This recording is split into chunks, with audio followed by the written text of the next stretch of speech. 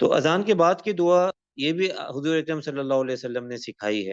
حضرت عبداللہ بن جابر رضی اللہ تعالیٰ عنہ سے روایت ہے کہ رسول اللہ صلی اللہ علیہ وسلم نے فرمایا کہ جو اذان سننے کے بعد یہ الفاظ کہے اسے قیامت کے دن میری شفاعت مل سکے گی۔ نہیں، کتنی بڑی بات ہے نا، کوئی چھوٹی بات تھوڑی ہے۔ ہمارے جس طرح کے اعمال ہیں، ہماری جس طرح کی زندگی ہے، تو اللہ تعالیٰ کی طرف سے رحم ہو جائے، حضور اکرم صلی اللہ علیہ وسلم کی شفاعت مل جائے، اس سے بڑھ کے کیا بات ہو سکتی ہے؟ تو یہ جو نماز کے بعد کی دعا ہے، یہ احادیث مبارکہ میں سکھائی گئی اس طرح سے، تو ہم اس کو یاد بھی کریں، اس کو پڑھنے کا اہتمام بھی کریں، اور گھروں میں بھی اپنے بچوں کو یاد کرایا جائے۔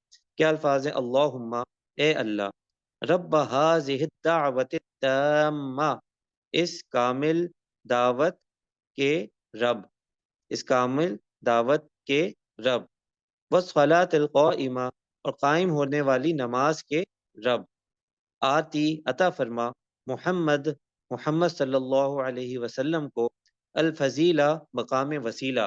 مقام وسیلہ سے مراد جنت کا ایک خاص مقام ہے، تو مقام وسیلہ کے لیے ہم دعا کرتے ہیں۔ والفضیلہ، اور فضیلت، وبعثہ، اور فائز فرما انہیں یعنی آپ صلی اللہ علیہ وسلم کو، مقام محمودہ، ایک بہترین، محمود، پسند کیے جانے والے مقام پر، الذی وعدتہ، الذی، جس کا، وعدتا، تو نے وعدہ کیا، ہو ہم نے بتایا تھا نا، اس کا، جس کا، تو جس کا تو نے وعدہ فرمایا۔ اچھا، یہ تو بخاری کی جو روایت ہے اس کے اندر تو الفاظ یہیں تک ہیں۔ البتہ یہ کہ سنن الکبریٰ للبیہقی ایک اور کتاب ہے، اس میں کچھ اضافی الفاظ بھی مذکور ہیں جو کہ یہاں پہ لکھے ہوئے ہیں۔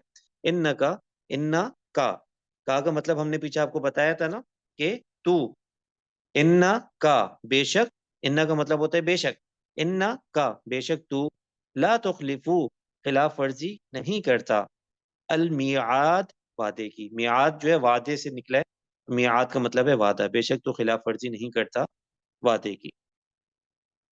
تو یہ فضیلت ہو گئی اذان کے بعد کی دعا کی۔ تو آج یہاں پہ ہمارا درس مکمل ہوتا ہے۔ اللہ تعالیٰ سے دعا ہے کہ اللہ تعالیٰ ہمیں اذان کو سمجھنے والا اور اذان کو عام کرنے والا، اسی طرح اذان کے ادب کو ملحوظ خاطر رکھنے والا، اسی طرح اذان کے بعد کی دعا کا اہتمام کرنے والا، ان سب چیزوں کا اللہ تعالیٰ ہمیں پابند بنائے۔